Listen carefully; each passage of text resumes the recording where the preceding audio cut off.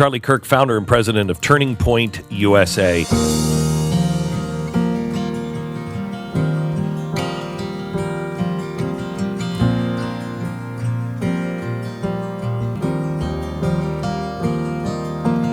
How are you, Charlie? Great, Glenn. You were excellent last night. Thank you. Thank you. For that. Thank you. It was. I meant what I said when I walked out on stage and said, "You give me hope." Oh, thank you. It's. You've put together what 5,000 18 to 24-year-olds. Yes. And they're from all over, not only the country, the world now, and they're the fresh troops. This is the generation that's right. going to fight the battle. And they're fighting on the front lines for freedom and liberty, and you gave a very compelling, interactive history talk. And you and I were talking off camera how dangerous it is that students don't know history, and then they think that history starts with them. You know who else tried to do that? In the French Revolution. Remember, they wanted to start time over. Yeah. It was a Robespierre idea in 1792. History starts with us. Everything before it is a mistake. Religion, morals, we're the most important people in the world. Right. And you see that through Alexandria Ocasio-Cortez. She says, well, everyone before us has screwed everything up. Well, not so fast, my friend. That kind of hubris, that kind of pride will lead a culture to destruction. Greta Thunberg. She's a frightening, sad case. I mean, here's this girl who says, how dare you? You've stolen my future. Nobody's stolen your future. You make the future. Correct. And she wrote a piece, co-authored with a university professor from University of Texas, Austin, and another climate activist, where she said it's not even about climate change. It's about deconstructing a colonial patriarchy that's rooted in racism. That's the real agenda there. But Glenn, what you did so brilliantly last night, what you've done for years, is you talk about the heroic stories that have built our country, and that we're not just like every other country. We are exceptional. Yeah. Walt Disney, Jesse Owens, these heroes that have built our country. And most students are not taught this in any form whatsoever. I was shocked. Candace Owens said, how many are taking Western Civ? Have taken a Western Civ class? One hand went up in a crowd of 5,000. In fact, they're being told and taught that Western Civ is evil and is wrong. That this whole society that has been so good for humanity, and for those Christians out there, so good for the gospel of Jesus Christ, so good for the advancement of a moral order, is a mistake. And this is the failure to teach our history means that the future will be put in jeopardy. So, Charlie, how can I help you? How can this audience help you? You being here, you doing your show, you speaking here has been such an amazing blessing to us and our organization. How can the audience help? Well, if they'd like to, chip in, it's tpusa.com is the website. You can get engaged in a variety of different ways, and probably the most important is get your students and your family members involved with Turning Point USA. It is, your growth is unprecedented. You're what the Tea Party dreamt of. I mean, this organization didn't exist 5 years ago, and it's worldwide. Yes, sir. Yeah. I can't tell you in the how. UK, and then we had a great victory there. We were very happy about that. But never bet against Americans, ever. And that's what your stories told us last night. And this is not supposed to happen. The ruling class, elites, they never thought that a movement of young people could be organized around conservative ideas. Yeah. We're going to take back our country. And they are, they're brave. They're not afraid. Yes. They are not afraid. I admire you and everybody at Turning Point. You've done a great job. Thank you so much, Charlie. Thank you. I visit campuses a lot, and we're so thrilled you'll be able to speak to our students. And the rise of socialism is real, and the destruction of our public education system. Can't wait. And so, can you give a little bit of a preview, or as this will record indefinitely in perpetuity? So just give it to those that can't be there. Give me the lowdown. I can't give it to you. And I want our students to look up to you and admire you so much, Ben. Glenn. So that's really nice. And if you could remember my name, I would believe it. I was saying Glenn Beck. Ben. I'm kidding. Relax. Okay. Let me just start on a couple things first. This is an 1830 engraving of the original Declaration of Independence, the first draft. Wow. Okay. And if you look at it, here, you can take that one. If you look at it, you will see on the sides, on the borders, the course of human events. Yeah. And on the borders, you'll see things like Franklin or Adams. That's like a Google Doc where Franklin went in and said, funny. don't like that line. And so he would write Franklin or Adams. Do you see that? Yeah. Isn't that amazing? So I want you to notice that, look through. They scratch stuff out here. I know. There's a lot different in this draft. Okay? And this is the first draft. This is the first first draft. pass. Right. And so Before it got the king's eyes. Right. So before Congress got a hold of it, okay, this is Franklin, this is Jefferson, then Franklin and Adams going, okay, I kind of like that. Let's present it to Congress. They presented it to Congress. They talked about it. Now, what does the Declaration of Independence say at the very top? When in the course of human events. No, the very top.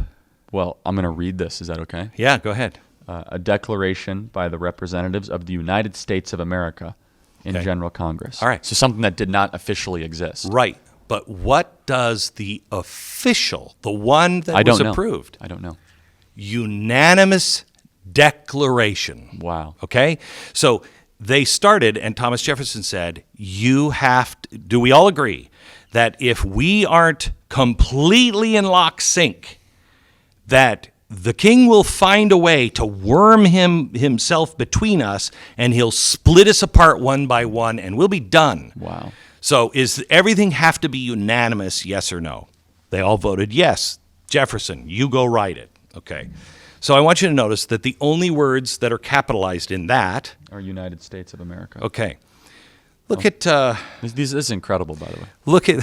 Thank you. I could Look at at this stuff all day. Look at that page. Do you see anything capitalized or printed? Christian And men.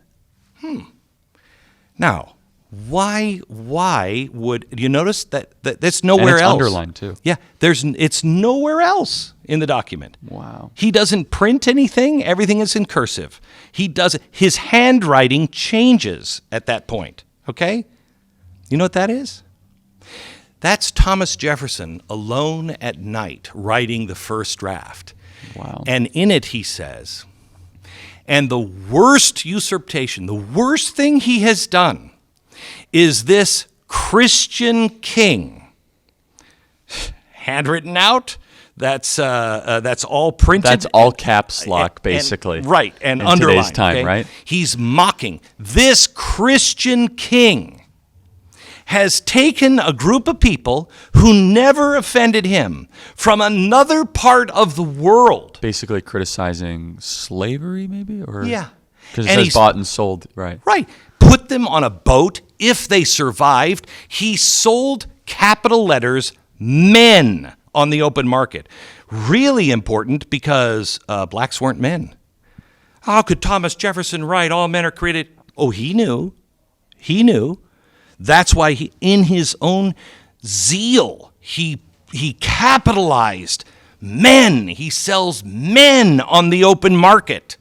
And now he's taking the people who are trying to free those people. We have tried over and over and over again, and he blocks us every step of the way. And now he's telling these people that he'll buy their freedom if they will kill the people who are trying to set him free. Wow. Okay? Jefferson didn't understand slavery. The founders didn't include this. Remember, unanimous declaration. Wow. 2 states out of 13, 2 states said that has to go. 2 out of 13. So don't tell me we were built by racists that didn't understand. No. They understood. They knew. And inspired by this document, in 1777, Vermont abolished slavery. I mean, this document inspired the abolition movement. It took 30, 40, 50 years, but the lie of the left is that we're a racist country from our founding. Correct. What else you got here? Let's see. I'll show you this. This is really kind of cool. This is. And we only got a couple minutes because then we got to. Yeah. So this is handwritten. This is to Caesar Rodney, one of our founders, written by Thomas Jefferson. Just read the last couple of lines. This is incredible. There, you might recognize that letter. I'm not great at reading cursive. I'm going to confide in you, Glenn. He says, basically, I see the storms. The world entire from the calamity threatened. Yeah, I see storms on the horizon. We are horizon. the world. We are the world's last hope, and its loss will be on our heads. God help you and preserve you. I think that might be a Latin phrase at the end. I mean, here that's Jefferson, one of his more famous lines, "We're the world's last great hope." Disneyland. Just quickly, this is the original prospectus for Disneyland, the map, hand-colored by Walt. Which was actually Disney World. No, this is Disneyland. In California? Yeah, this is Disneyland. This is in 55. Okay, he did. Was that first in Oh, California? yeah. He never saw the Florida one be built. Is that right? No. He died Yeah, before died it in was completed. 66, I think, and that was opened in 72. Amazing. And Epcot was not supposed to be what Epcot is now. You know what this is? Have you ever seen this? No, but it looks Eastern. So it looks like, if I had to guess, a picture of Bombers? obviously from 1940s, probably World War II. Right. Japanese, Japanese. Okay. This is American. Okay. On the back, it says, "We have a new bomb." So we were letting people know before we dropped the bomb. Only 70 million of these were dropped. Leaflets were dropped from the sky over 11 cities. These are the cities here. And Hiroshima and Nagasaki are two of the cities. And on this, it says, "Get out of the city. We have more firepower in one bomb than all the bombs we have already dropped in Europe. Get out. Food and water will be scarce. We are not after you. We are after your emperor. And his imperial ambitions. Yeah. Not after you." Tell me where that is in history. We don't even know Only it. Israel would do that with the Palestinian Authority. Correct. And they do. Correct. I have Lincoln's bloody collar in here. I have the torch from the 36 Olympics. It's going to be a... But Glenn, we're just like every other country. No, we're not. We are an exceptional country. You know, we may be on that road. Walt Disney in 1954... in I think it was November of 1954, said, "I want to build a park, and I'm going to build it in Orange County." Okay, and it was a orange grove in the now Anaheim, California, right? In the fall of 54. In July of 55, it was Disneyland. It's amazing. So we are not the nation we used to be. Now you'd have to get environmental impact statements. You'd never get that done they would in march 20 in the years. streets. Hey, today I am talking to my good friend Charlie Kirk of Turning Point USA. He just got a new podcast that you guys should go subscribe to. He, of course, travels the country all the time talking about conservative values. And we are going to talk about conservatism and what it looks like for us to be kind of on the front lines of that, especially him, and how we relate to these younger generations that seem to not really know what conservatism is or why they should buy into it and why that work is really important. Well, I'm sure most people listening right now know exactly who you are and what you do, but tell everyone a little bit about your background, Turning Point, how you started this whole thing that is now a massive movement. Well, thank you. I mean, I started Turning Point USA when I was 18 years old. I had no connections, no money, and no idea what I was doing. But I had this kind of crazy idea that young people could be conservative and that we needed to do more, that our generation didn't have to kind of fall in this radical leftist direction. The great irony is I never went to college, and to start a college movement, which has kind of been the fun kind of twist of this.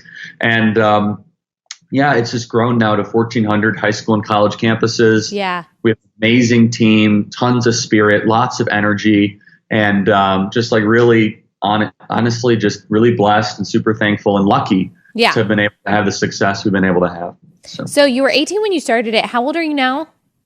I'm 25 now. 25. So it's been about 7 years. Could you have imagined that it would grow this much and really this quickly relative to how long it typically takes these kinds of organizations to grow? No, I didn't even know things could grow to be this big. You know, meaning I was just so naive. Naive's not the wrong word. You didn't know. Yeah, I wasn't worldly. I didn't know how organizations worked or budgets or staff or employees. But what's so beautiful about our country and what I'm fighting for is a kid with a dream can still succeed. And that's a uniquely American concept. It really is. That you have a vision, and you're going to make mistakes. You're going to have to take a risk, but large in part, if you have this good idea and you work really, really hard, you can show progress over a couple years. And that's a beautiful thing about our country that, you and I are both working to preserve and protect, because not every country has that kind of guarantee where a young person can take a risk and then succeed. Yeah. Were you raised conservative? Mostly, yeah. I mean, I was raised center right. I was raised with really conservative values, but they never used the word conservative. And that's like I think a lot of people have this kind of upbringing where my dad would always just talk about how great of a country America is. My mom raised me as a Christian, but they'd vote Republican, don't get me wrong, but it wasn't part of our conversation. It wasn't like, now here's why you have to be a conservative. It was just, Charlie, you need to realize how great of a country we live in. Yeah. And those are all naturally conservative things now. Now, of course, my parents, like many other people, I think have become more involved in politics as our country has become more in jeopardy, honestly. Yeah. They're much more likely to say that they're conservatives today than they were 10 years ago. But I think if even for any parents listening to this, or, new parents, like, soon to be parents like yourself, just teach the values, just teach the ideas. Forget about the political labels. Talk about American exceptionalism and faith and reverence and all these things. Yeah. And that will make such a bigger difference in someone's upbringing than just like, oh, this side is good and this side is bad. Yeah. Because the fact of the matter is, these are conservative, almost partisan values nowadays. It used to be that patriotism and thinking of these things like America first and America is the greatest country in the world. A lot of people thought that on both sides of the aisle, but now it seems like that's almost strictly a conservative idea. And I really have the same story. My parents never really talked about being a Republican. I knew that they were. I knew that we liked George W. Bush. I knew after 9/11, we really revered him and all of this stuff. But they were entrepreneurs. They came from nothing. They always told me, you can do anything that you want to do. Kind of like what your parents told you, it sounds like. And that just always appealed to me. It never made sense that you would want bureaucrats controlling your life, or that you would want a limit or a cap on your success. And I think that's what I want to communicate to young people, is that is a huge part of what conservatism is. And young people do like freedom and flexibility and independence. So why do you think there has been, among so many people around our age, I'm a little older than you, why do you think that they can't connect the values of freedom and independence and flexibility, the things that they really like, with conservatism? Well, I think, first of all, there's a massive misinformation campaign against conservatives starting for, in the education system and media. But Allie, I'm going to kind of just say a lot of students, I think they want to change the world. I think they want to do what's right. A lot of students, I think most students do, at least the ones in politics. And the ones on the left, they've been told the best way that they can change the world is by giving government all this power and giving government all this authority over everyone, other people's lives. And first of all, that's just not true, but it's also just not logical when you think about it. And it's also not correct in the sense that the best way to improve anything is to first improve yourself, is to act more ethically, act more honestly, do the correct things. I fall short of this. Everyone does, right? Yeah. We as Christians believe you're always going to fall short of it. But you also believe you can be a better person over time. And if you do that, you'll actually make the world a better place. But it's so easy, Allie, it's so easy to sell utopianism to a generation that doesn't know any different, but also wants to change the world. And so I'm careful not to do this whole our generation is so stupid type thing. I don't think that does us any good. Yeah. I think these students are misinformed, but that's different. I think a lot of students mean well. I think they really think they're on the right side of history when they're arguing for socialism, or they found some new idea. Well, it's not, you didn't find anything. First of all. Not any sort of, you didn't discover plutonium. Okay. Yeah. But if I can connect with them, I say, listen, you want to make the world a better place. Believe it or not, I actually want to make the world a better place too. So they attack my motives immediately, right? I'm a horrible person. I want polluting. I want billionaires running around with machine guns in gated communities, and they only go to private schools. All these ridiculous stereotypes, right? And they fly private jets to work, right? Whatever, right? Some crazy thing. Yeah. Well, no, listen, the first thing that's most important to me is the matrix of maximizing human freedom while also ensuring that our natural rights are protected while also having some sort of compromise that the least of these are taken care of in some form of equitable, charitable way, whether that be charity, churches, government, fine. So that's the first thing, right? But I want to be able to help people without having to sacrifice human freedom. Yeah. That's that conversation is one that Republicans and Democrats used to be able to have while both respecting the country. Yeah. Now I feel as if you can't have a conversation about healthcare unless it descends into, oh, this is a horrible country, like with Bernie Sanders. Yeah. How dare we not have this as a country? We're a horrible place. Well, hold on. You can have this conversation logically and ethically without having to say that this whole place has been a mistake. Have we made mistakes? Yes. Is America a mistake? No. And so anyway, Allie, to put it long and short, students, they're the prime audience for utopian values because they want to believe in them. They really do. And you're 19, you have very little responsibility. You want to lean in. You want to say, yes, we can change the world. Start with yourself, but it's not that simple. Bernie and all these people, we're the freedom people, we're all this. Well, you could say that, but you also have to tell the audience, and this is like being brutally true in politics, and no one wants to be brutally true in politics. I'm going to give you freedom. I'm going to give you liberty. But if you screw up, you got to take responsibility for yourself. Yeah. And everyone's going to kind of clap like, wait a second, I have to do what? Yeah. Like, I have to wake up earlier. Yeah. I have to, you see what I'm saying? But here's the thing is, and this is why we as conservatives are always going to be punching up, Allie, always. This is why talk radio is so successful. This is why your podcast works, because it takes effort to explain conservative values. Yeah. They are natural. They are embedded, but it takes maturity. It takes work because it's so much easier to sell everything with no responsibility. Yeah. By the way, I wish my job was to go to college campuses and say free education, student loan debt, climate change renewal. My job would be so easy. I'd be done in 10 minutes. Yeah. That's right. Yeah. And so anyway, the long and short of it is this takes explanation. It takes theory. It takes observation. It takes maturity. But it also demonstrates we're on the right side of history, to use a Ben Shapiro quote, who we love, or to use the right side of the argument. Yeah. And I don't think that's talked about enough.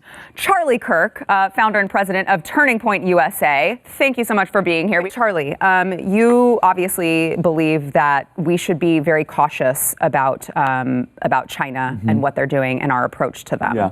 I want to ask you first, there's been a lot of pushback on the tariffs that Trump has implemented on them. What would you say to people who are critical of his tariffs? And we need to intensify them and ramp them up further. This is the last chance we have to hold China in check. I mean, would you want tariffs or do you want missiles? And I'm not being overly dramatic in saying that China wants a full-fledged takeover of our country and civilization as we know it. First, look how they're running their own country. They're putting Muslims in prison. They're instituting a social credit score, total censorship of their own citizens. It's really scary what's going on there. They're not capitalist. They're not communist. They're state-run markets where the government can take over anything at any time. So that's how they're running their own country, and they're expanding. They want to take back Taiwan. They want to take back Nepal. They want to take back all those areas. They're building islands in the South China Sea. They've purchased most very, very vulnerable companies in Africa. They've purchased their infrastructure, their IT grid. They're trying to take over our military technology and our satellites. Not to mention they've been killing us on trade for years, killing us. And I'm a free market guy. I totally am. But I just kind of find it surprising that we can't even have a conversation about, okay, so tariffs, we say they're taxes. Okay, fine. I do agree with that. But do we want no taxes in our society? Like, I would rather have a 5% tariff with China and lower the income tax. Yeah. Like, so if we have taxes, I would rather have a tariff in some sort with China, a country that hates our guts, that has total contempt for our way of life, no religious freedom, no individual freedom. I think it's long overdue to hold them in check. And we want to try to prevent any sort of military escalation. War is the worst thing that can ever happen, basically. And I think this right now is the last chance we have to hold China in its place before that they become more powerful than we are. Yeah, Jesse, you want to weigh in on that? Well, I think, to be honest, I think it's one of the bravest things I've seen a sitting president do is to put tariffs on a country that we import so many goods from, because there's no political advantage in that. When the economy's booming as it is, and Trump's heading into re-election, the smart thing to do, well, the smart political thing to do would be to just coast and sit back. But it actually shows how much he believes in this. It's something he's preached on for decades, whether you agree with him or not. He believes in it all the way, and it really is a national security thing. And it's not anti-free trade to hammer tariffs on China. He's renegotiating a contract. A free trade agreement is not free trade, it's a contract. He's renegotiating a contract so we can get better terms. And they need us more than we need them, so screw them. You know what the number one religious viewpoint in China is? Atheism. There's no religious freedom in China. I mean, Christians are persecuted and under attack, and this is who Biden calls great people. It's despicable. And this idea that we should just be light on China is wrong. We have better ideas than they do. We believe in human freedom. They don't. And if we're not careful, they will continue to take over parts of the world, and then we'll be weaker because of it. Well, they're buying influence already too when it comes to Hollywood, because Hollywood has to market so many of their movies in China. They're all made for China. We can't even get a pro-America, anti-China movie, even though they're our main adversary, our really only threat in the entire world. You can't get a movie out there that's pro-America, anti-China, because Hollywood's trying to sell their movies in China, and that kind of influence sucks. And this might be an unpopular opinion with people, and I had this conversation with a free trade guy, but I know myself personally, I have so much crap in my house I don't even use. There's piles of clothes, and it's all made in China, almost all of it. And I thought to myself, if I had half of this and I paid a little bit more and it's manufactured in America and I wasn't, funding the rise of the greatest enemy of the 21st, I'm okay with that. Yeah. And to our farmers, I understand the hurt that they have there. But by the way, a small part of their business is actually exports to China, a small part. But ask ourselves, what do we buy from China that we need? Very little. What do they buy from us that they need? A lot. Food, energy, resources, intellectual capital. And they have a lot of problems there. They have a lot of people that live in poverty, and their economy's a mess. Our economy's amazing. Their economy's a mess. And so for people that aren't paying attention, China's the issue to focus on. I really think people need to be more cognizant of personal responsibility. And I feel like that the left, what they do best is they want the world to change. They don't want people to change. It's more beneficial if a person would just change their ways instead of trying to force the world to change based on one individual's perspective. Yeah. Charlie, you want to weigh in? It's a lot of wisdom there. I mean, that's exactly right. The left would rather try to have the world change and never to have themselves become better people. They want to value impose on the external, but not actually go through the tough decisions themselves. I mean, they're the liberals that are shouting at our events where Brandon and I go speak on campus that have the messy hair. They haven't showered in days. Their dormitory's a mess, and yet they're telling us that everything that's wrong with our life. And I'm sorry, it doesn't look like you have yourself really organized right now. How could you have your thoughts organized? And I mean, Brandon has an amazing testimony about it. And abortion just gets so demagogued in the media, and just shame on the media the way that they misrepresent this. And there's just so many. I mean, if you look at actually the Florida abortion statistics, I think like 92% of all abortions in Florida are for selective reasons. They're not for rape, incest, life of the mother. It might even be higher than that. Yeah. And so we have the whole conversation based on an exception where the rule, where unfortunately abortions become a form of birth control. That was never the way that this was sold to the American people. It was always sold as something that was rare and safe, and there was another word. I can never remember the last word. Safe, legal, and rare. Yeah, there we go. That's exactly right. Safe, legal, and rare. I can never remember it. But it's not anymore. Now it's abundant. Yeah. And in New York City, and Brandon comments on this all the time, a black woman, if she's pregnant, has a higher likelihood to get an abortion than have the baby. The abortion rate is higher in New York City than the birth rate. So if you see a pregnant black woman, there's a higher percentage chance that she'll go to Planned Parenthood than the delivery room. Think about that. How is that a good thing? And here's the final thing I'll say is, I don't understand how we as a society have accepted the fact that the black community's birth rate has stagnated over the last 50 years, right? Yeah. How many lives, how many dreams are just disappeared?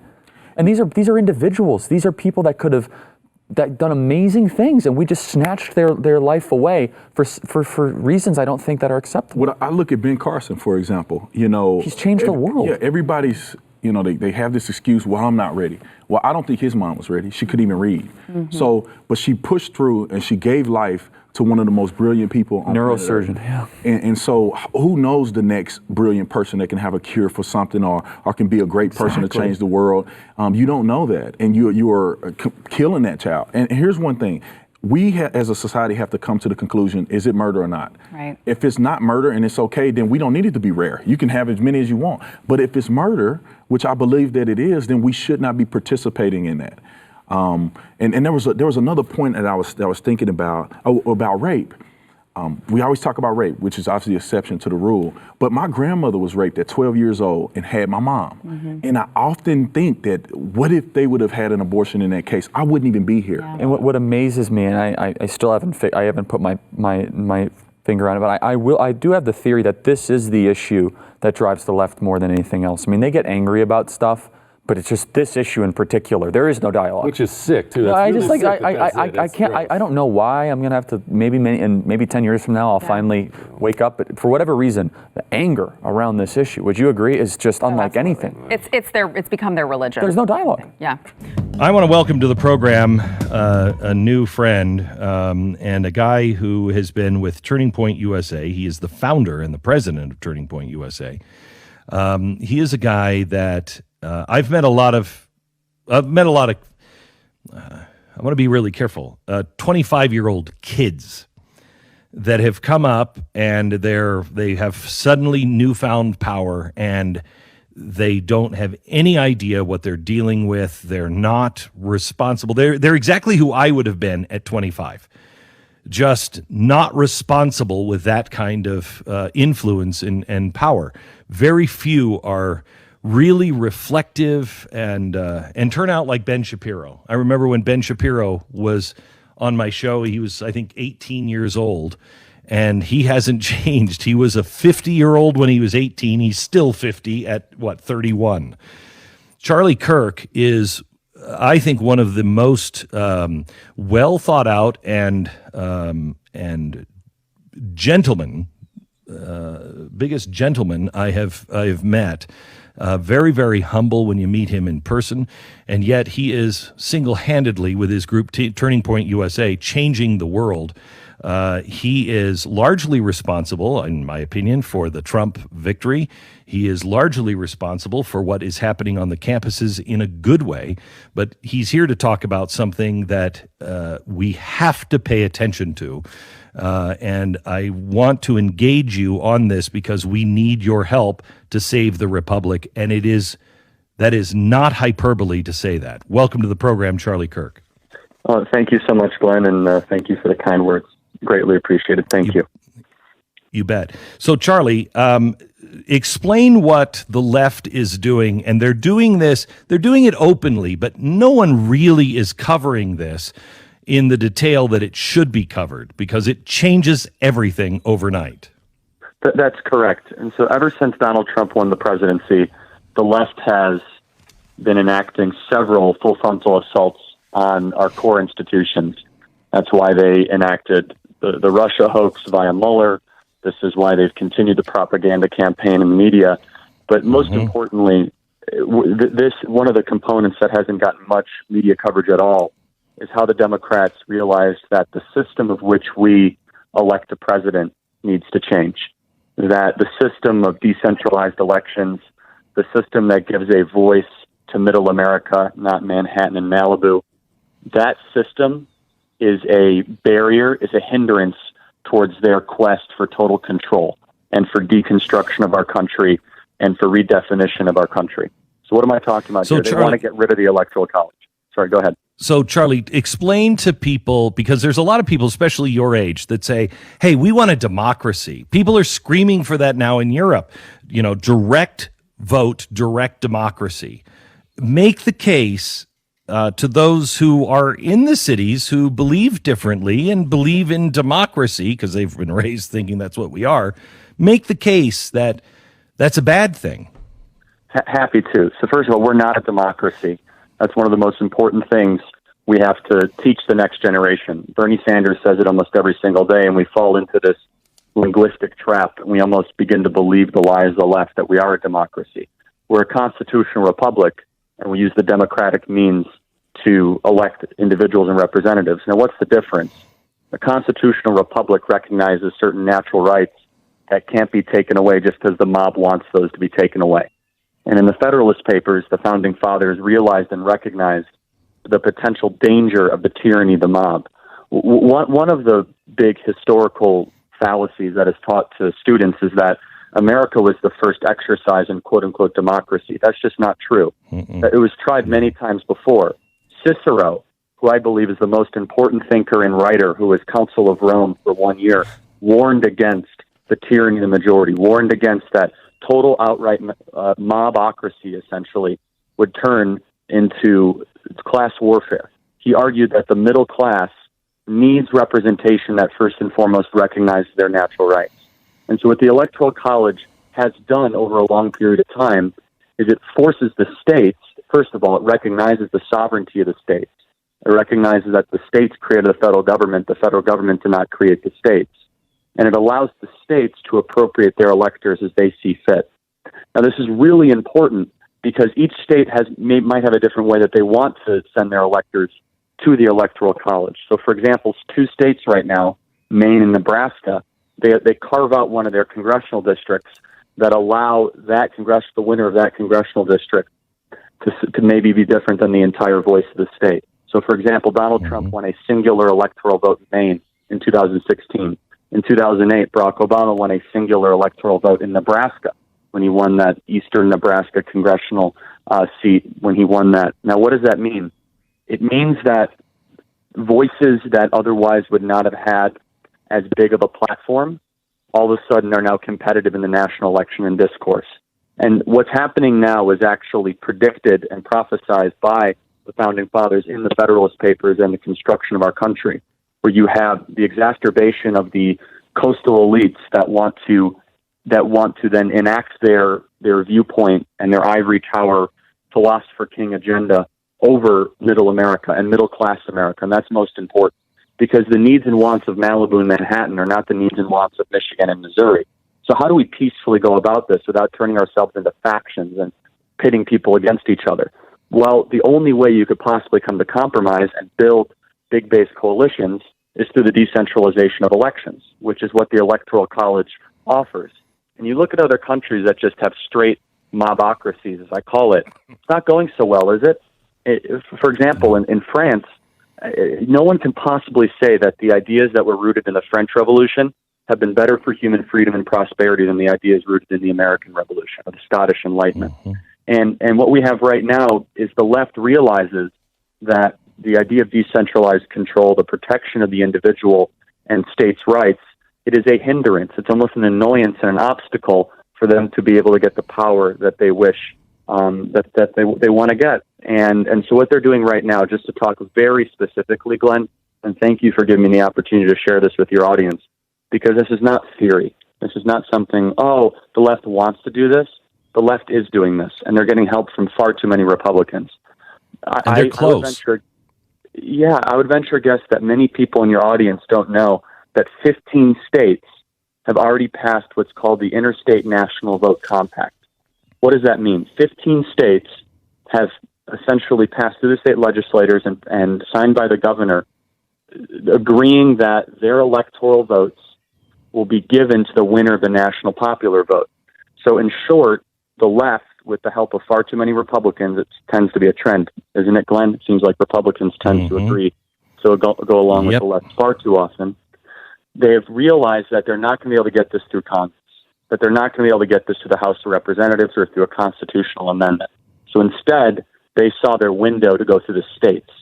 Since the states are allowed to appropriate their electors however they see fit, it could be on how they do it now, or they could do it how Maine and Nebraska does it, or they could do it as something any way they want. Whoever wins the World Series. It could be, that's silly. So what the left is trying to do is perfectly legal. It's perfectly constitutional and perfectly legal. I would believe so. There are some scholars that think it isn't. I actually don't agree. I actually think it's perfectly legal. I think the framers allowed this sort of window to go through the states. It's hard. It's difficult. Now, let's talk specifically. It's already passed 15 states, Glenn. Now, this does not go into action until they hit that magical 270 number, that 270 number. They're right at about 200 right now. And on Wednesday, 2 days ago, Oregon just signed it into law. So I want you to think about that. This is sweeping the country. Now, the Democrat governor of Nevada, Steve Sisolak, vetoed it a week and a half ago. Good on him. He has more bravery than most Republicans. A Democrat governor of Nevada, it accelerated to the House and to the Senate, and he surprisingly vetoed it. This is now being discussed in states such as Maine, Minnesota, North Carolina, and Ohio. They are 70 votes away from changing the way that we elect a president. And what does that mean? So That let's means go you'll through have- those. Maine will absolutely do that. Let's go through these state by state. Where do we have a chance of turning the tide? Let's look at state by state. Yeah, and so Maine is now discussing it again in the House, and will eventually try to kick it up to the governor. And it would be just so foolish, Glenn, for Maine to do this, because you talk about a state that actually respects the idea of the individual generally, and has not necessarily always gone along with the traditional Northeastern stereotype of leftism. Mm-hmm.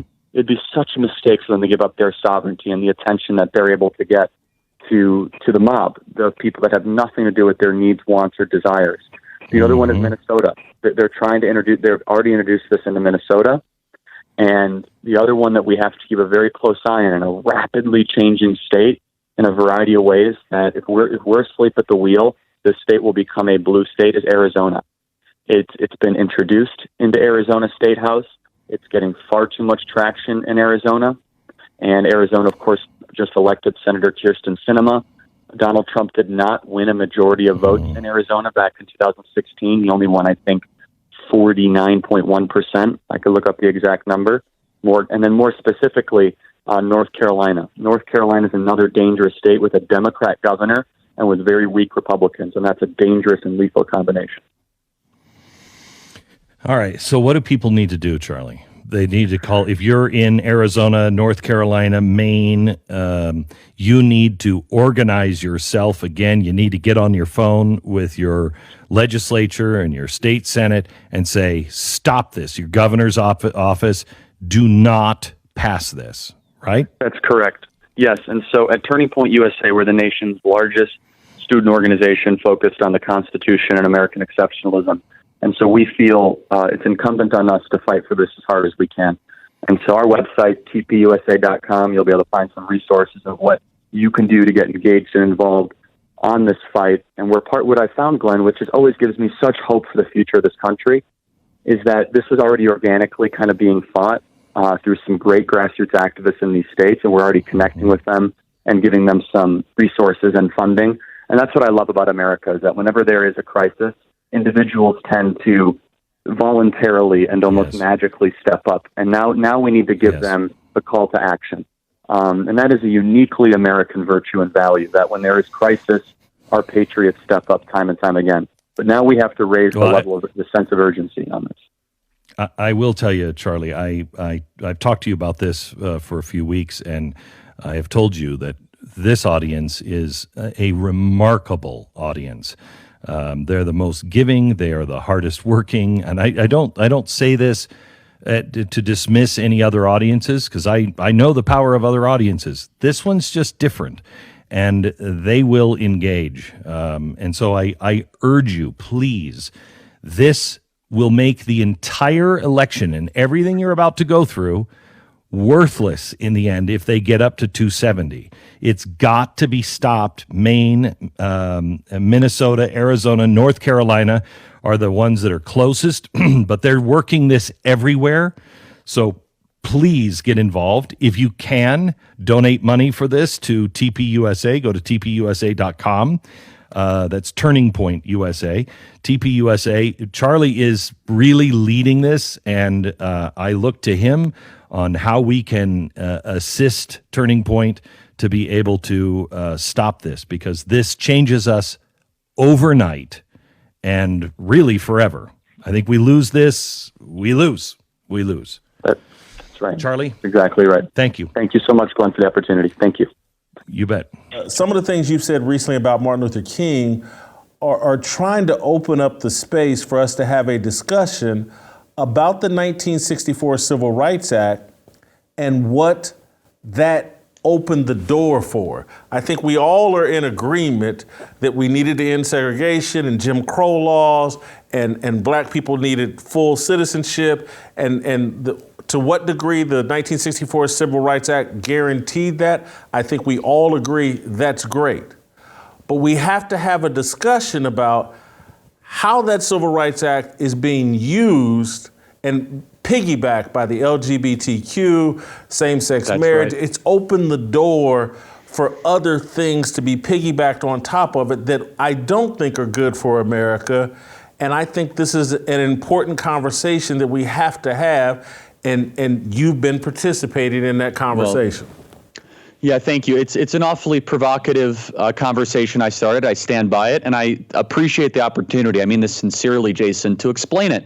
Because there's some people on the right that have been just throwing insults, and they would never have me on the show to explain it. So there was one poll that prompted me to speak out about this, Jason. And I'm a Christian, and I love the Lord, and I know you do too. It's the most important thing in my life, is when I saw a Gallup poll that Martin Luther King's approval rating was 96% and Jesus Christ's approval rating was 90%. I said, okay, we have a problem. I said, if a man who, of course, said some admirable and heroic things, but let's be honest, lived a colorful life, and I'll get into that, has a higher approval rating than Christ our Lord, now you have my curiosity. I pair this with a series of shows, episodes, and also research studies we've done on our show, prompted by Christopher Caldwell's excellent book, Age of Entitlement, asking the question of what is the Civil Rights Act? What was it trying to solve and accomplish? How was it sold to the American people at the time? And how is it thought of now by the modern academic consensus? And the modern academic consensus, which now is pushing DEI and wokeism, they look at the Civil Rights Act and the Civil Rights era as a new American founding. And they look at MLK as the founder. They look at everything before was racist and bigoted and awful, including George Washington and Lincoln, and we refounded the country in a new regime with a new philosophy, dare we say, around anti-racism. And Martin Luther King is the unassailable figure that will then say this is new America. Now, understand at the time, of course, there were legislative priorities that needed to be done by the federal government to stop bitter segregation. I've always held that. But the Civil Rights Act went way further than that. And Christopher Caldwell's book talked about the American people thought they were getting minor legislative adjustments to say that segregation based on race is evil and wrong. In reality, what they got was the birthing of a permanent deep state of bureaucrats that were looking for racism where it didn't exist, eventually with affirmative action quotas and hiring practices, expanded beyond race into LGBTQ type issues. And so what the Civil Rights era really birthed was this idea that it's the federal government's job not just to say that discrimination is wrong, but to actively go against any sort of disparate outcome and try to even the score under the guise of equity. Those are two different things, Jason. And most conservatives think of the Civil Rights Act and the promise of Martin Luther King in his beautiful statement. And I said this all along, it is a beautiful statement. I want America, I dream of a day where people are not judged based on the color of their skin, but the content of their character. I'm 100% bought into that. But that was not MLK's entire philosophy. In fact, after the Civil Rights Act was passed, after the Great Society was passed, after the Voting Rights Act was passed, Martin Luther King became more radical, talking about we need to restructure society, reconfigure society. We need to he almost said that he called for reparations. He didn't use that term, to be perfectly fair, but you could insinuate he talked about how we have not done a good enough job to have moral and economic justice. All that to reiterate one other part, Martin Luther King was a self-described minister. He participated, at the very least, in dozens of extramarital affairs on his wife. That is well documented. He definitely participated in orgies. And according to certain government documents, which again, they're FBI documents, so they might be real, they might not be, because we don't trust the FBI, that he very well might have encouraged and laughed while a woman was being raped in a hotel room in one of his very famous orgies. When a man of the cloth who says he is a he's a man of God, does that sort of pattern or behavior, I don't think he should have a higher approval rating than Jesus. So how do we explain that? We explain that we have built this mythology around MLK in the modern era. Now, some myths are important, Jason. I'm actually okay with certain myths. I'm okay with certain people of history being larger than life and something we aim towards and something that we want to lift up. But we must be very careful when we do that. I think people that we lift up should be Washington, should be Lincoln, should be Jefferson, the actual founders of the country, where MLK, in my personal opinion and based on every objective analysis, he actually gave us more race focus and less emphasis on character and conduct. Because here we are 60 years later. Do we talk about race less or more in the last couple of decades? I'm not only blaming MLK for this, but his core driving philosophy was not about a colorblind society. That is a line in one of his speeches. He would actually be closer to a race Marxist, almost akin to a DEI type philosopher if you go deep into his writings, especially later in his life. So I'm glad that we went after it. We did it in a very thoughtful way. And I think we as conservatives and Christians must reconsider some of the mythologies and some of the icons and the symbols that we hold up, especially as we try to reorient ourselves in a broken culture. There's only one person in the 20th century that gets a federal holiday, and it's Martin Luther King. I can name at least a dozen people more deserving in the 20th century of a federal holiday than MLK. And if you think at it from the premise that the modern left looks at the civil rights era as the new founding, as more important than 1776, I think it really starts to make sense. So it was one episode, Twitter freaked out. I very well could have, took a knee and apologized. I don't play ball like that anymore. I stand by our comments, and I'm glad the conversation that ensued. If the Civil Rights Act is Dr. King's achievement, and Thomas Jefferson's achievement is the Constitution and the Declaration of Independence, I'll say, well, the Constitution and the Declaration of Independence, look at the fruit that it produced. It was the justification for ending slavery. It was the justification for ending segregation and Jim Crow. It was the justification. It's the foundation we stood on to create the freest, safest, most opportunity-rich place on the planet for everybody, but for Black people in particular. And so if their documents produce that fruit and the Civil Rights Act produced same-sex marriage, I got some questions about the Civil Rights Act. Should there have been some limiting principles installed in this? Let's have a conversation about the civil rights, and let's take Martin Luther King and anybody off a pedestal, and let's just deal with their tree and what fruit did it produce, and we have to be man enough to have that discussion. That's beautifully said, Jason. And if you go down to the details of the Civil Rights Act, what could have been achieved through prudent legislative action was actually ended up done is that there was about 1% or 2% of it, and it built this massive anti-racist federal bureaucracy that wasn't immediately felt, actually. But 10 years, 20 years later, all of a sudden we get these bureaucrats going after admission standards, and they say, well, you have to have affirmative action because they introduced disparate outcome, saying that, well, your outcomes aren't the same, therefore you're a racist institution. Well, no, we're not a racist institution. It just so happens that there's other factors. And of course, Thomas Sowell's amazing book, Discriminations and Disparity, or Disparity and Discrimination, is perfect on this. And we must understand that you cannot have the modern woke enforcement without the basis of the Civil Rights Act. Now, that's not to say that every part of the Civil Rights Act is awful and terrible.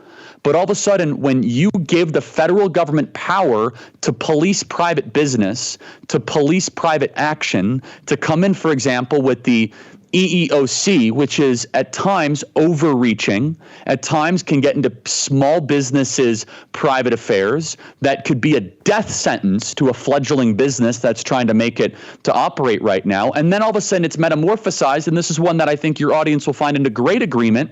Now all of a sudden the trans thing is under the Civil Rights Act. So that what was once, the intent was, hey, and I totally am sympathetic to this, that you have a black family that's driving on an expressway in the Natchez Trace in Mississippi, and they're running out of gas, and the only gas stations are white owned and operated, and they say, yeah, sorry, blacks aren't allowed to get gas, and they have to pull over, and they're out of gas on the side of the Natchez Trace in central Mississippi, and they have to wait for a nice, good Samaritan to pull over and give them gas.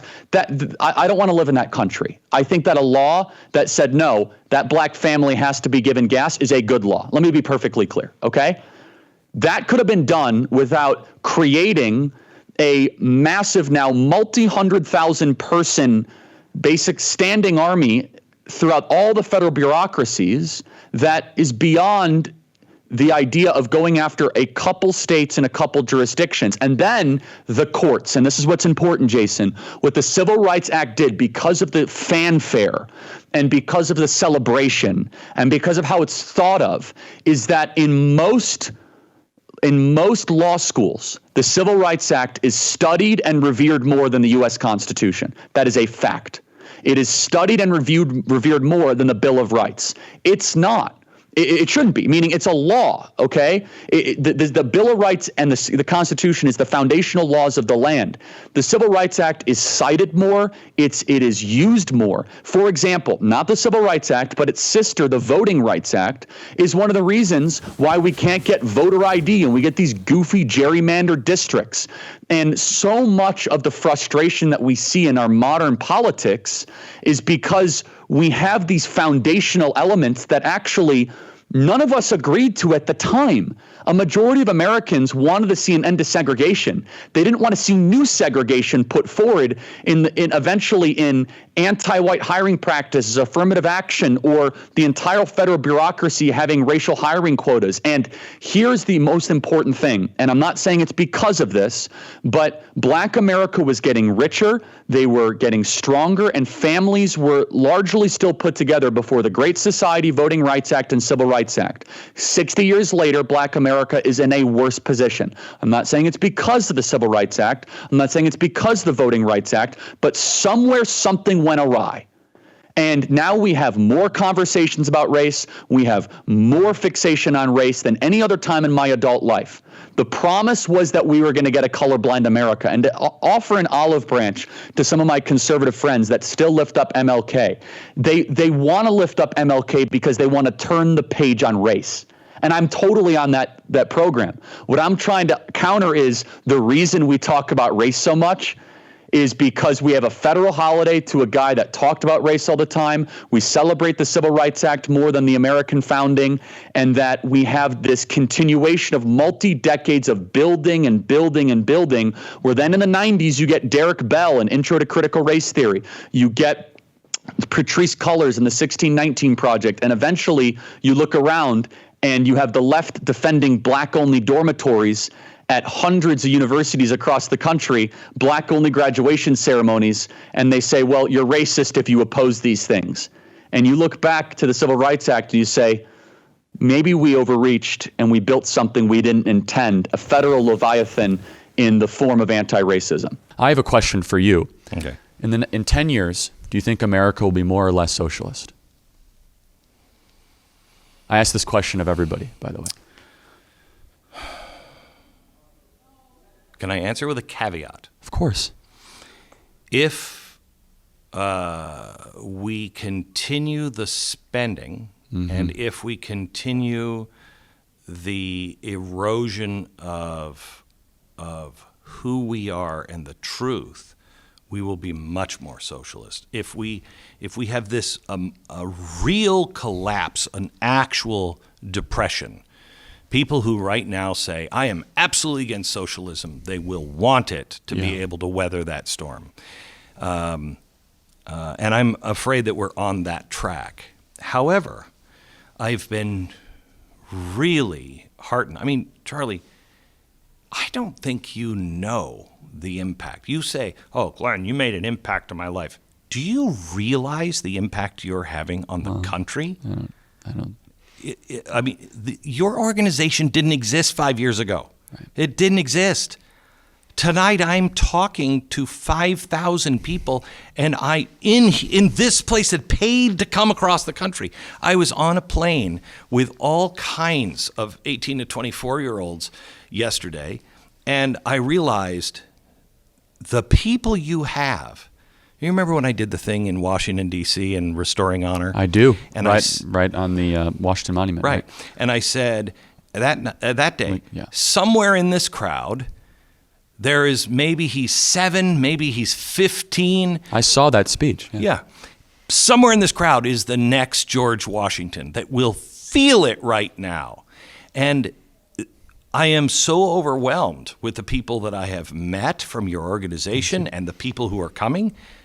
You're raising the next generation. You and your organization really responsible for what I think will be the next great generation, but also some real sucky ones are going to come out of this group too. You know, there's always a big government progressive left or right in every group. And I want to talk to you about that because that's a great point. And I think you're starting to see the coming divide on the right.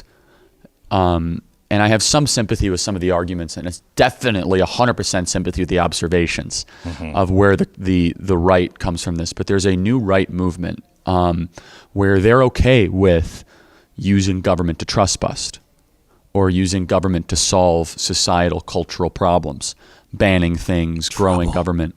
So this idea of banning porn that's been kicked around. So that's part of it. Right. So let's talk about it. I did a whole podcast on that. Yeah.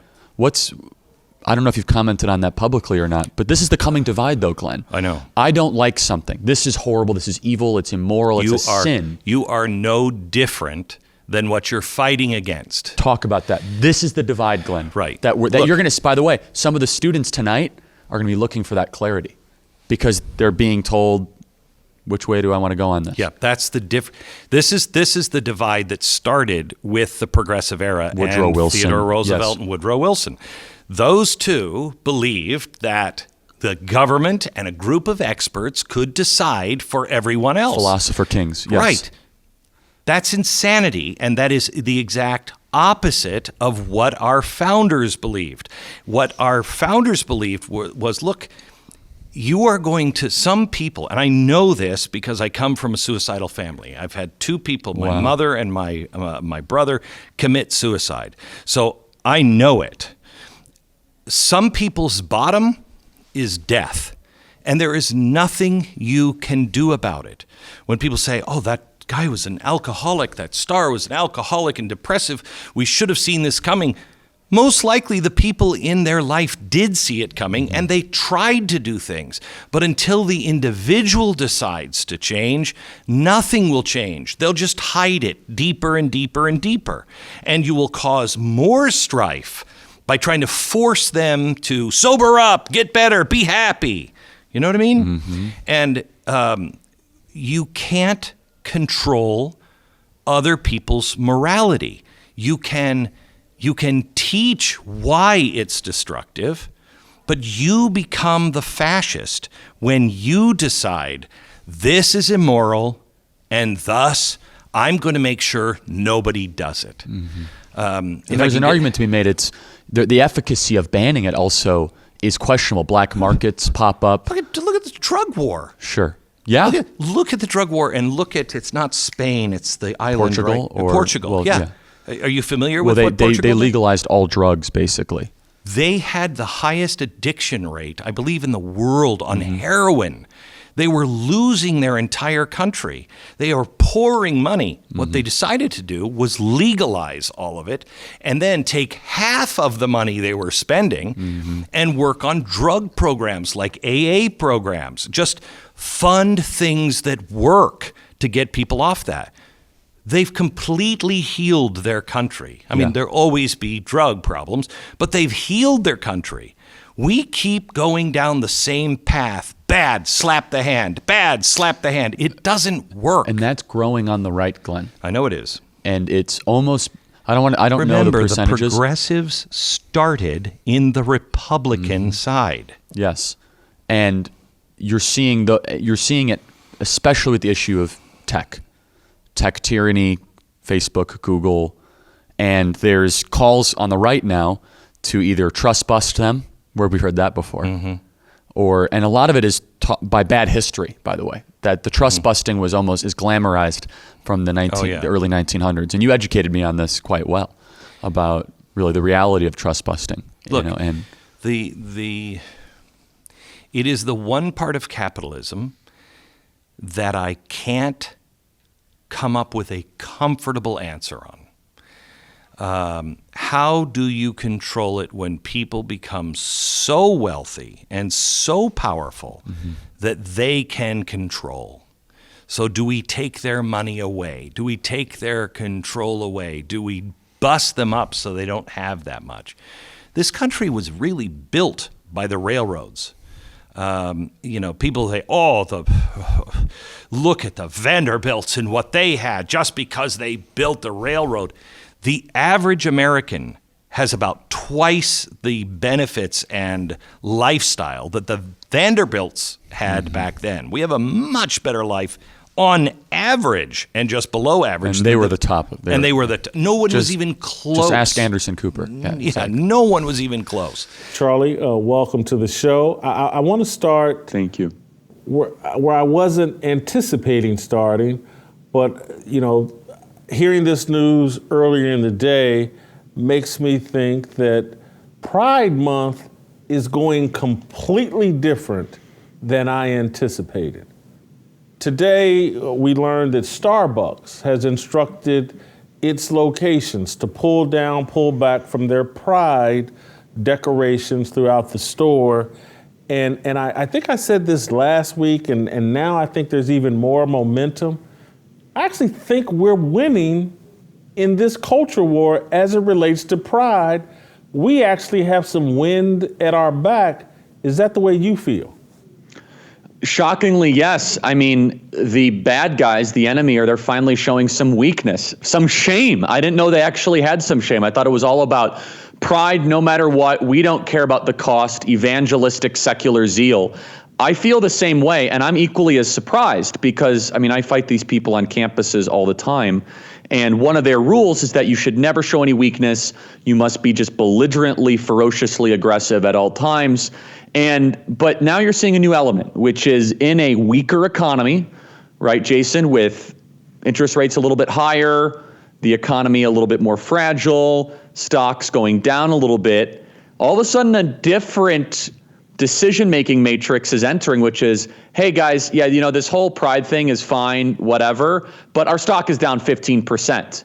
And we're no longer the number one beer, or we're no longer able to compete against other companies, because finally there is a consumer price to be paid. And I think our side deserves a lot of credit. We are starting to make decisions based on whether or not a company shares our values. We're not all the way there yet, Jason. Once half the country truly starts to unify their purchasing power, we're going to see even more stuff change. So this is just the beginning stages, but we're finally starting to see these otherwise untouchable companies start to be a little bit hesitant, be a little bit fearful. The Starbucks one is shocking, Jason. If there was one company that I did not expect any sort of wavering, it would be Starbucks. They are notoriously one of the flag wavers, literally, of the Pride agenda.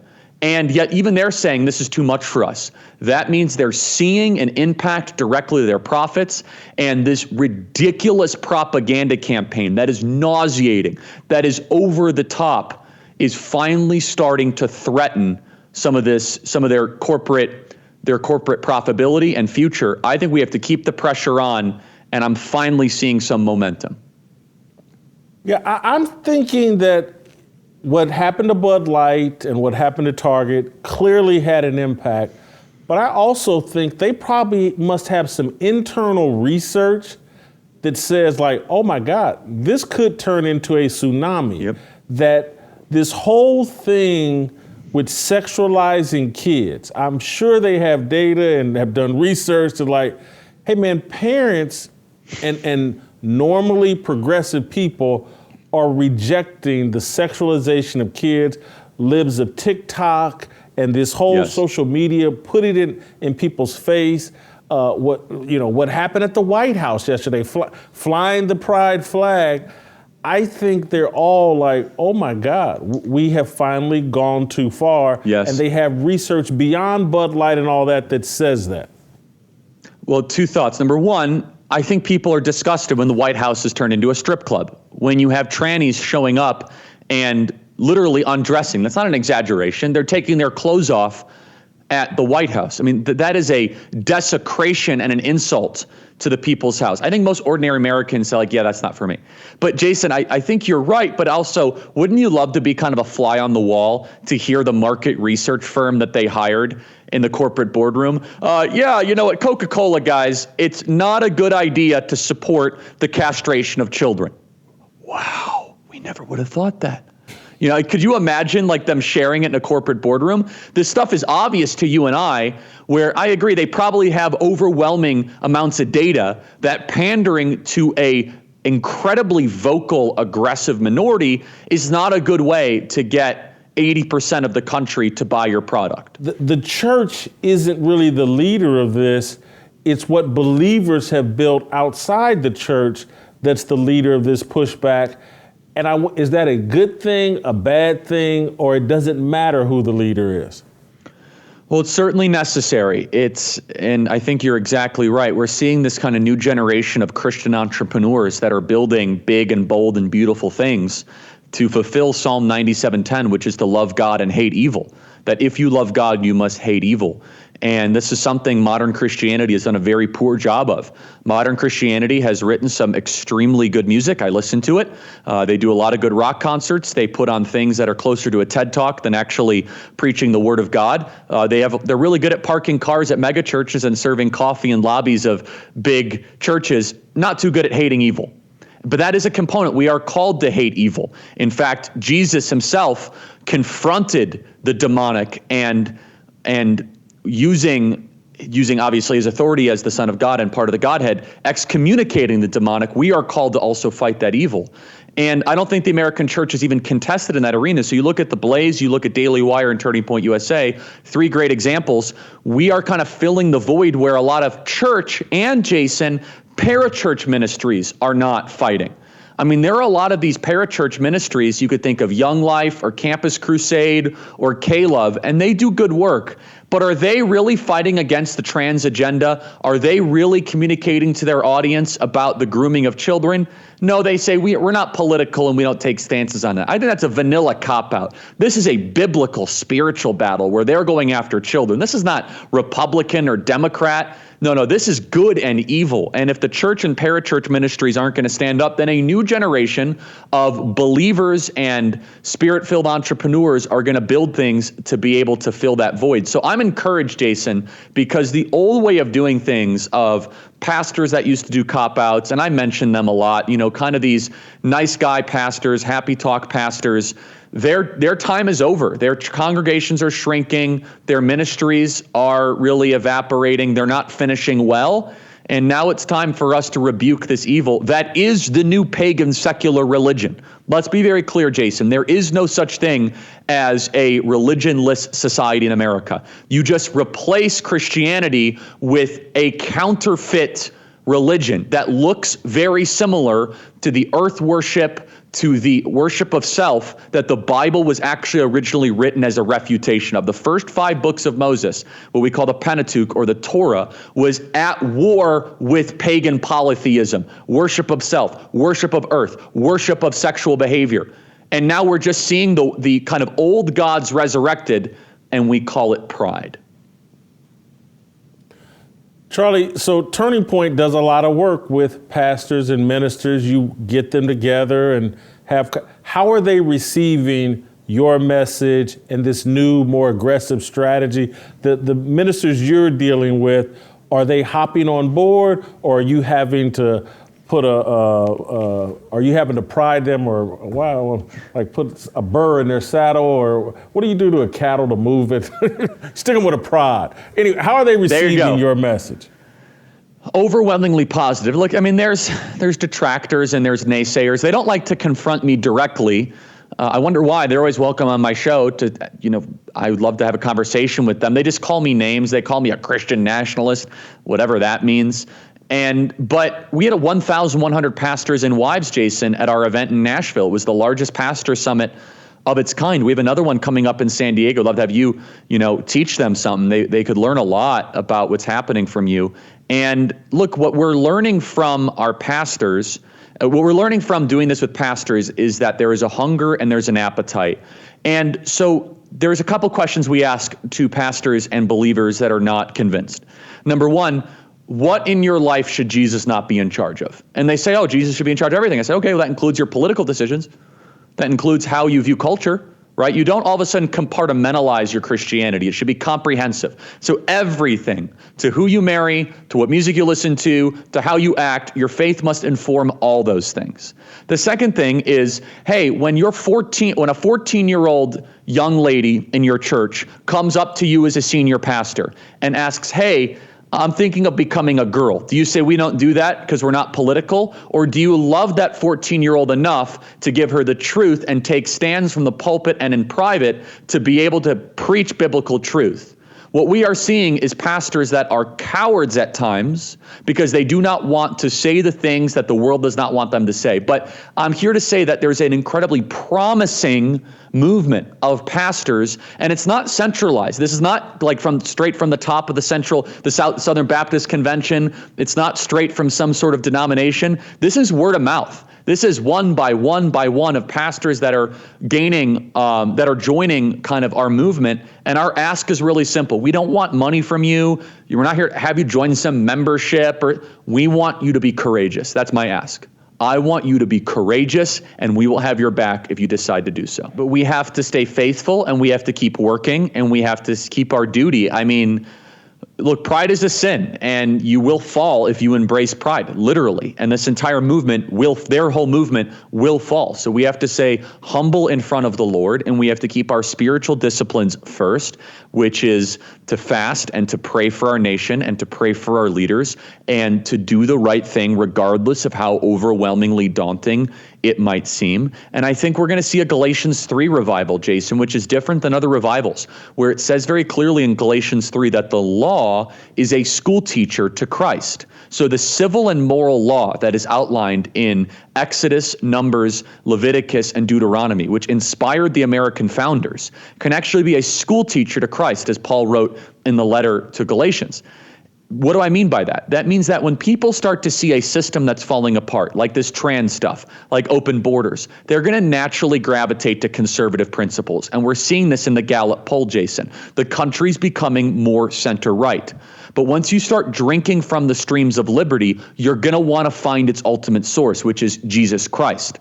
That liberty is not man's idea. It is God's idea. And what we are seeing, and we've had this hypothesis for a couple years, and I was laughed at by Rick Warren. I was called names by people like Andy Stanley and Levi Lusko and these other weak-kneed, skinny jean pastoring, cowards that are out there where they say, oh, you'll never win people over by talking politics. They are wrong, Jason. People actually want order in every form of life. And guess what? The Religion News Service, syndicated by the Washington Post, published an article about us where they said people come to the TPUSA faith events for the politics and they leave as Christians. That is the opposite of everything that we are told. We are told that you can't do that politics can be nothing, ever helpful. That's not for everybody. But some people, for example, see boys becoming girls and borders wide open and post-birth abortion, and they might have never had a good experience with religion, but all of a sudden they come into a TPUSA faith event, and we teach them, hey, do you want a country or a civilization where truth is the ultimate principle? And they say yes. Well, eventually that is going to lead you to Christ. Because the iron law of Christianity is the iron law of the universe. It all points back to the Logos, which is John 1, which is that our universe has a harmony, has a rhythm, and eventually that will lead you to the truth, which is Jesus Christ. Charlie Kirk is fearless. That's awesome. So, Glenn, you mentioned something. You want people that want to pursue truth. A couple thoughts on that. I believe that the rise of Marxism and socialism is directly correlated with the hyper-secularization of America and the spread of atheism in America and the lack of individuals, especially students, believing in a higher power and believing in God is a gateway drug to Marxism and socialism because they don't lack connecting to something, as soon as they don't believe in a vertical relationship with God, they look at some sort of a connection to government. My question is this, though, Glenn. You go ahead, please. Yeah, comment on that, please. Nietzsche talked about it. When he said God is dead, that wasn't a celebrate. That was a warning. God's dead. What are you going to replace him with? Because people will replace God with something else. That's what happens. When you don't have God, you have to have something else that fills that space. And they will not admit that their God is government, but it is. It is. It's an absolute. You can't question it. Well, it knows better than everybody else. And I go a step further. You have the hyper secular left right now. Since they don't believe in God and they won't openly admit that government is their God and government is their church, you can look nowadays, though, that the left, they almost view the medical professionals, and especially the ones in science, if you will, as untouchable religious clergy. Now, no individual in any position should be untouchable. They should always be open towards cross-examination. But you could see how the left, especially the ones especially the ones that are in the media, they treat it as if certain individuals are above any sort of cross-examination or reproach at all whatsoever. And this was a point that the great Dennis Prager made a couple days ago, where he said, just because you get rid of government doesn't mean the left is going to try to replace. Just because you get rid of God, if you will, in the church, doesn't mean that the left won't try to replace that. But I guess, Glenn, my question is, when you're trying to find someone that is pursuing truth, I guess first you have to convince them that truth actually exists. I know this might be getting deeper and deeper into philosophy, but not everyone even has been convinced that there is anything such as absolute truth. They believe there's something as my truth, and that's rooted in the, I think, the very dangerous ideology of postmodernism. So that's something I encounter a lot in college campuses, where students say, no, there's no such thing as absolute truth. You have your truth, I have my truth. Do you think that that's even worth getting into and talking about the ideology of socialism, or is it more effective and more useful? Yeah, I'd love to get your thoughts on that. So I've always hated philosophy that is not applied philosophy. If I can't, a wheel is a wheel because we call it a wheel. Okay, fine, shut up. That mental masturbation, if you will, is just ridiculous. It's a waste of time.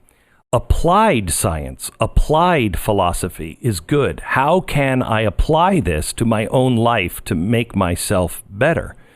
And I think, that is because, for me at least, there are lots of people that don't mind spending their whole life in that circle of philosophical thought that's really not going to move man in one direction or another. And I think there's a lot of people that are stuck on there is no truth, and they're not going to move past it now. And there is urgency to what we do. And my feeling, and I could be totally wrong, but my feeling is you've got to throw it out and scatter the seeds, but don't spend any time watering any seed that is on concrete. It's not going to take root. Go where there is a chance of life and a chance of turning, and connect with those people, because we have real urgency. Right. Yes. And I always laugh when someone says there's no such thing as absolute truth. And I kid with them, do you believe that? Absolutely. You apply its own logic against the statement. Yes, all of a sudden, right. Their entire worldview can crumbling down. That I just want to reinforce to the audience, Glenn has had such an important impact on my life, and was one of the reasons I got into politics and started Turning Point USA at all. And I remember his show. It was either 3 or 4 p.m. Eastern. It was right after school, so it'd have to be 4 p.m. Eastern, if I remember correctly, with the big chalkboard. And just so you know, Glenn predicted, before anyone else, the European debt crisis. He predicted the calamity in Libya. He predicted the rise of ISIS. He predicted the negative impacts of illegal immigration. And these are just the ones off the top of my head. He talked about the crisis on college campuses, the cultural Marxist takeover, and was really instructive to a lot of people, especially during the Tea Party movement back in 2010 and 2011, where there was a lot of anger and people were looking for, well, where do ideas come from again? And I still think, Glenn, a lot of the conservative movement is very well informed based on that teaching you've done back then and today. So I just had to get that. I had to say that. So, Glenn, anything else about the book, Arguing with Socialists? I encourage everyone to go buy it. Anything else you wanted to mention that we didn't get a chance to cover? No, I don't think so, Charlie. You're very, very kind to me, and I appreciate it. Your words are really very kind. Thank you. I think the only thing is this book was written for people like you and the people at Turning Point. It was written in a way that you have the facts, you have the breadcrumbs, you can go back to the original sources, you can think it through yourself, and you've got to exercise your mind in all of these and be able to find those sources to be able to make those arguments. And I think if it's used and really utilized, especially the all the footnotes, I think you can make a huge impact. And my young children's lives and their future and my future depend really on what you do now. And I think Turning Point is. I said this when I spoke at your thing in where were we? West Palm, Florida, at SAS, and I said I walked out and I said, "You give me hope," and it's true. This movement actually really truly gives me hope that there is a generation that's coming up that truly gets it. So thank you for the opportunity. Charlie, thank you so much for joining me. Thank you, Allie. Honored to be here. So you've gotten into, which you are very used to, some controversial waters over the past couple weeks or so as all this stuff is going on around us, America, literally burning to the ground. And you've kind of shared what you think is an important counter narrative about the facts about police brutality and systemic racism. Can you kind of summarize some of the posts and videos that you've been putting out that have caused such a stir? Yeah, stirs, I guess, is something I'm used to at this point. I first say from the outset that the death of George Floyd was a tragedy, and I hope the police officer is held to the fullest extent of the law. And I've said that in every single video, and I will continue to say that. And I'm not minimizing that, but I'm also trying to contribute to the conversation. Is this a trend? Is this statistically happening at the rate at which the media is representing it? So I early on started to talk about actually how police officers have saved hundreds of thousands of people's lives, especially, let's just take about in New York City, for example. In the early 1990s, about 2,200 individuals, mostly Hispanic and Black individuals, by the way, were dying every single year. 2,200 murders. Think about that, Allie. 2,200 people in the streets of New York. Mayor Giuliani does a full offensive of hiring more police officers, using data tracking, more innovative methods. And the murders went down to 300 a year. So that's about 1,900 Black and Hispanic individuals year over year that were not being killed in the streets thanks to policing measures. You multiply that over a couple decades, and maybe they have children, they have grandchildren. You're talking about tens of thousands of people that are living because of police officers just in New York City. Right. And so I was very disappointed about how quickly the national conversation went from an understandable remembrance and kind of just conversation around what happened in that particular incident to just indicting all of law enforcement. And so then I also got really upset when I started to see people that I grew up with in the suburbs of Chicago who have benefited from police protection their entire life, all of a sudden post these black squares, and they have no understanding whatsoever of the movement that is pushing that forward and the lie that America is systemically racist. And so I'm going to say that today. I'm going to say it tomorrow. I'm never going to bow to the mob. And I will do that also with acknowledging that George Floyd was murdered and that person should be held accountable. I think you can do those things simultaneously without surrendering to the mob and paying your penance to the group humiliation religion of the left. But why is it that so many people seem to not be able to do that simultaneously? Why is it that if we accept that it was an unjust death from what we know and from what we see, and that it was a tragedy, that he was made in the image of God, and that in and of itself is enough to be sad about and to even be outraged about? I was outraged when I saw the video, and even asking questions. Okay, does this happen a lot in Minneapolis? Why is it that we can't take that critical approach and very serious approach? Why does it have to turn into almost a cultural and political revolution is what we're seeing right now, with Christians, with even maybe some conservatives jumping on board? How did that happen?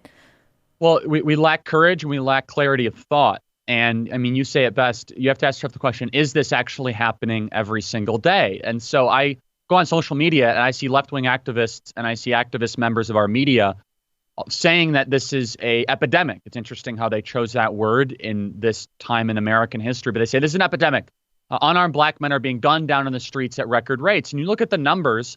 I mean, the Washington Post data showed last year, before they updated it in the last couple of weeks, which is interesting, the last week, which is interesting how they update it as soon as people start using it. But originally they said 10 unarmed black men were killed in 2019. And now they have said, they've updated it and they've said that 15 unarmed black men died last year. Now, understand, Allie, if you look at the definition of unarmed black man, it's very questionable. Okay, some of these people said they had weapons. Some of these people were grabbing for the officer's weapon. But let's take it at face value. Let's say all 15 now were tragedies and were not acceptable. Okay, 385 million police interactions happen every single year in America. 385 million and 15 unarmed black men die. 52 police officers were killed last year in 2019. Twice as many black police officers have died in the last 2 weeks than unarmed black men. David Dorn and Patrick Underwood. Do you think Black Lives Matter activists know those two names? Do you think they know the names of the 179 individuals that have been shot due to black-on-black crime in Chicago, Atlanta, and Philadelphia? So I think if we're serious about having this conversation about unjust death in America, we can't allow an entire emotive, quasi-pathological conversation to hijack the American to hijack the entire narrative in our country. And I think it's very dangerous, and also it leads us to a place that does not create good public policy and divides the country unnecessarily. Saying that there are problems in the black community and then also saying it's not because of systemic racism, you could still say those two things. And so, I mean, when you say that you don't believe in systemic racism, it doesn't mean you're saying there are no problems in black America. It's or saying that there's maybe no racism anywhere ever. Yeah, and so, but there's also other reasons why maybe black America is not succeeding outside of racism. In fact, I think it is so intellectually lazy to blame every single problem. And I think it's so wrong and dangerous to say, well, every problem in the black community is because of racism. So, for example, a black child that is raised by a mom and a dad has a higher likelihood of succeeding than a white kid that is just raised by a single mother. So it's not systemic racism. It's systemic fatherlessness. That's what's really happening in the black community. 77% of black children are born without a father in the home. And so if you take up until where the welfare state came in, the Great Society program by Lyndon Baines Johnson, the fatherlessness rate was about 22%, more or less, in 1965. And so then post Great Society, it went up to 75%. So as America got less racist, black fathers got removed from the home. And so let's pretend for a second that the casualty and the unspeakable byproduct of segregation, Democrat policies of Jim Crow, and slavery was 22% fatherlessness. Let's just accept that. Okay. Then how did it go from 22% to 75% as America got less racist? Blacks got into political office. We elect a black president, have a black attorney general. Blacks end up, basically 4,000 black individuals run for public office and win. How is it that we got less racist in every single aspect imaginable? We had the first black billionaire, the black CEOs, okay, all those things. How did the black fatherlessness rate go up? It's because we subsidize fatherlessness. We actually send checks to mothers to have children and not get married. And that's through the Great Society program. And so I'm a big believer in rebuilding the family. And if anyone out there still supports Black Lives Matter, the movement, Allie, you go to blacklivesmatter.com. You know what it says right there? They says, and I could read it right here. We want to disrupt the Western prescribed nuclear family. Right. That's their goal. They want less fathers. Right. They want less built families. Well, also, if you keep reading that, they will say, to the extent that mothers and parents are comfortable, they will never say fathers on their website. They'll talk about That's right. families. They talk about mothers. They'll say parents. They will not say fathers. When that is the biggest issue that is in all communities. Like you said, the rate is disproportionately, unfortunately, high in the Black community. But fatherlessness affects individuals negatively, no matter what the color of your skin is. I mean, that's just data. You have a higher rate of have a lower likelihood of graduating from high school, higher rates of depression, of suicide, of teen pregnancy, of teen being a juvenile delinquent, and then incarceration. All of these things that are very cyclical in nature can be attributed, maybe not solely, but largely to fatherlessness. But we don't want to have that conversation. It seems like too many people aren't ready to have that conversation. Instead, we have very nebulous, unspecific, unsolved conversations about systemic racism. And unfortunately, so many in the church are aiding and abetting a counterproductive conversation about this. That's right. And I do not see the church through any of their advocacy generally. Some pastors are great, and I mention them in my videos that I know personally that I've come across that have courage. Rob McCoy, Jack Hibbs, and Jerry Falwell Jr. from Liberty. Obviously, I'm sporting the gear. There's a couple that are out there in the Christian world that stand for truth and have courage. But if the church was serious about solving these problems, there's three policy prescriptions that Black Lives Matter opposes that would assuredly improve the Black community. Number one, school choice for Black kids. Break up the Democrat-controlled teacher union cartel and allow parents and families to use tax dollars to go to functioning schools, parochial schools, charter schools, school choice for Black kids. 5 words that could change America for the better. Number two, fatherlessness. Whatever it takes, whatever policy has proven to get fathers back in the home. So this has created weak and honestly feckless and spineless men that think they can impregnate women and abdicate their responsibility. And it has created overburdened, heroic single mothers that are not able to, I shouldn't say not able, that's not fair, but the data shows it is less likely for them to be able to build a family with children that are going to be able to succeed at the same levels as a nuclear family. I think that's a better and fairer way to say it. And the third thing that Black Lives Matter opposes is more police. And this is just something they want to abolish the police, but we need more police. Now, if you want those police to be mostly minority members, that's fine. I think that's actually a fair thing, that if you want the Black police force in the Black community to be mostly Black, fine. But that's not a reason to abolish the police, right? So what went from maybe a meaningful conversation, Allie, where I could have sympathized a little bit of, okay, more body cams and maybe get rid of chokeholds. Okay, like maybe I could all of a sudden like, oh, let's get rid of the entire police force. Like that is insane. And right. I will stand up against that. And anyone who dares, by the way, corporate America, the churches, they're standing next to this stuff. Right. And for these churches, who are you going to call right. if someone comes after your church? Obviously not the police. So yeah. I think that it's an outrageous conversation. I think that we're seeing that it, unfortunately, very tragically, has gotten detached from being angry about the incident with George Floyd to becoming a cultural and political and social revolution that it's established on this faulty idea that we know as Christians is not true about human nature, that humans are inherently noble, and if you take away their oppressors, so social oppressors like the police, then they'll make good decisions and criminals won't commit crimes anymore. They don't believe that people do evil things simply for the sake of evil. They believe that most people commit crimes based on some unmet need. It's like this Rousseau idea of human nature. But leftists always get leftists always get human nature wrong. They always do. It's part of why communism never works, because human nature wants to own property, wants to produce. It understands supply and demand. And we're seeing that again with the abolition of the police, or at least that movement, the idea that crime is just going to stop. Charlie Kirk is a best-selling author. He was featured in Forbes magazine, the 30 Under 30 in 2018. He's the youngest speaker ever at the 2016 Republican National Convention. He is an Eagle Scout. He started Turning Point USA, which is now one of the biggest grassroots organizations with 1,200 high school and college campuses nationwide blanketed. 150 full-time staff, and he's 24 years old. This guy is quite amazing. Welcome to the program, Charlie Kirk. Thank you so much for having me, Glenn. Great honor. Thank you. So, Charlie, I posted something that you wrote to me when I was at Fox and you were like 17, and you say, I'm speaking at tea parties and blah, blah, blah, blah, blah. And I read some of the comments after, and you have a lot of people that don't like you. And you tweeted something about me a couple of weeks ago, and I'm reading the comments underneath that, and there's a lot of people that don't like me. You're a very controversial person, as I am. Tell me what you feel like you are doing and why your work is important. Well, again, thank you for having me on the show. It's always a great honor. The main big picture of what I'm trying to accomplish and what we're trying to do at Turning Point USA is try to continue the most successful experiment in human history, which is the American experiment. There's no guarantee that this is going to continue. The constitutional republic that we're still enjoying to this day, but seems to be crumbling around us.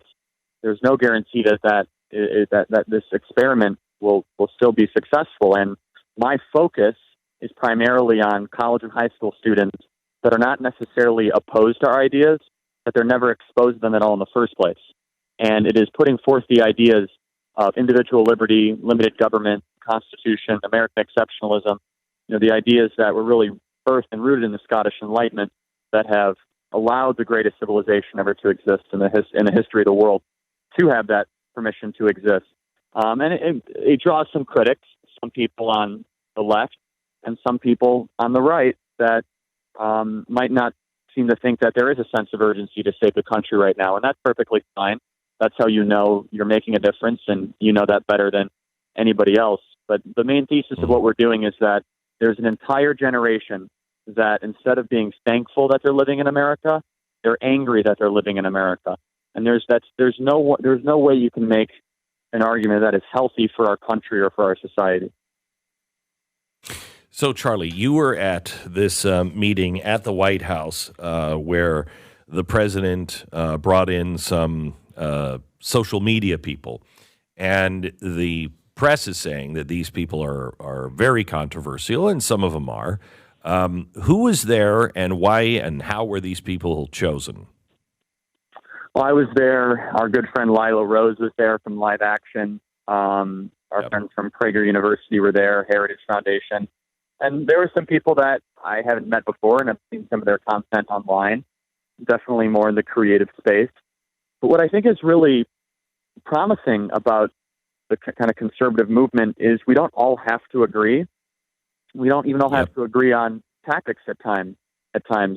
It's almost as if the leftist media is attacking Donald Trump for not having everyone be exactly the same in the room, almost as if that's what they're used to. They're used to looking at a press pool where there's no disagreement whatsoever, which is completely antithetical to what journalism and expression should be. And so I actually applaud the fact that not everyone in the room agrees on every issue or sees eye to eye on even the way to go about advancing those issues. That's something that should be celebrated. But the insinuation that this is some form of a radical summit, nothing could be further from the truth. I mean, you have, sorry, go ahead. Go ahead. No, go ahead. Well, no, I just to finish the point. I mean, there's people in there that are consistently attacked and misleading, in a misleading way by the media for doing nothing more than investigative journalism or really exposing, some of the biggest stories of our time. And I wouldn't call Lila Rose a radical. I mean, Planned Parenthood would call Lila Rose a radical. That doesn't make her one. And certainly Prager is not. And Prager is being, his algorithms are all upside down to make sure people stay away from Prager University. So what came out of this meeting? Well, first and foremost, the fact the meeting happened in the first place is a really promising sign. It shows that the White House is listening in real time to the wants, needs, and concerns of the American people. I think this issue of tech censorship is one that has been given a much bigger platform over the last 2.5 years than it was, previous to that. And I think that the tech companies are really unchecked and out of control in a lot of different ways. And whether it be the demonetization of Steven Crowder's videos or the restriction of Prager University videos on YouTube or Lila Rose not being allowed to advertise on Twitter while Planned Parenthood is. These sorts of isolated incidents, it shows an actual pattern. And so the big takeaway, first and foremost, is that this has really elevated this issue to the highest possible level and has definitely got the tech companies' attention. And now the president even said that he wants to call the tech companies back in and have them answer some of these questions of why these individuals and why these voices are being suppressed. But even beyond this is that this has been, and this is where I really applaud the president, this has essentially been a third rail of politics issue for whatever reason that both parties have been perfectly fine with, bending the knee to the Valley oligarchs and elites. And because Google, for example, is the most lobbied for company in the world. I mean, they have an amazing amount of K Street lobbyists that advocate for them. So this was not necessarily something that, the president will benefit from politically from the wise men of Washington or the K Street ruling class, but it's something that resonates with the American people and definitely puts a lot of these social media oligarchs on defense. And I think that's for the better. Charlie, thank you so much. We'll talk again. Charlie Kirk, founder and president of Turning Point USA, somebody who is going to be around for quite a while. He is very, very sharp and has built a very powerful organization, and he's 24.